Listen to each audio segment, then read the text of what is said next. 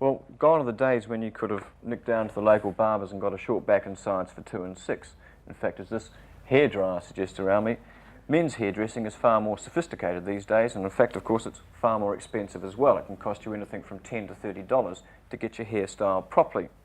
Tonight, Victorian hairdressers will be selecting a couple of hairdressers that they hope will be part of the Australian team to go to Germany next year. The male hairdressers will also be unveiling the type of style that they hope Australian men will be wearing in spring of this year. And behind me is Tony Steffano, who in fact is working on one of his models at the moment. Tony, could you tell me, I mean, how would you describe that style and how does it differ from former years? Well, the style itself is curly, and of course it's much easier to look after. It's casual to wear. And it's shorter, of course, because we've had long hair for a lot of years, and now we're coming back into shorter hair, much easier to handle. Was long hair, in fact, bad for business for hairdressers?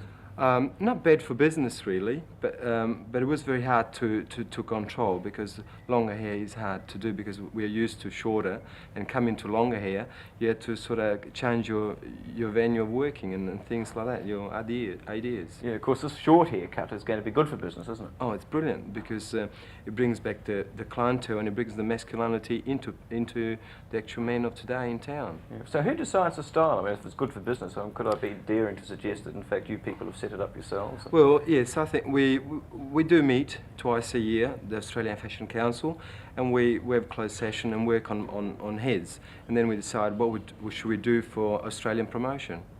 But did you choose it because it was good for business or because you actually like the style? We chose it because we like it, and it's free to manage, and it is good for business as well. Is that an effeminate look, do you think, or is that a masculine look? I think this is very masculine and elegant as well. Yeah. Well, can you come over and have a look at my hair, and perhaps you might get a better idea of what you're talking about. Be completely honest, I mean, you know, right. And just tell me what's wrong with the style that I'm supposed to have. Right. It's a bit grey, isn't it? Well, it's a very, very coarse hair, you know. Yeah. Could do a lot of conditioning, consistent cutting, really. Yeah. Are you saying I don't look after it? I mean, really? I think you probably don't as much as you should, really. Do you know why people don't? I mean, why don't? I mean, it seems to me a lot of men don't really care much about hair. I mean, I don't think about it very much. Why not? Well, it's jolly expensive to get it cut, for one thing. But yet, these days you're sitting in a luxury salon for an hour. 5 years ago, they used to sit in for just 10 minutes and you're out for $2, so virtually.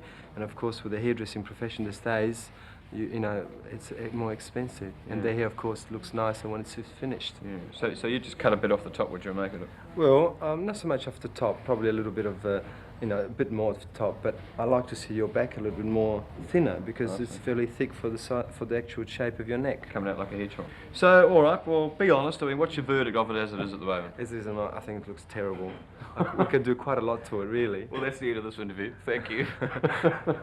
No, was that... Right.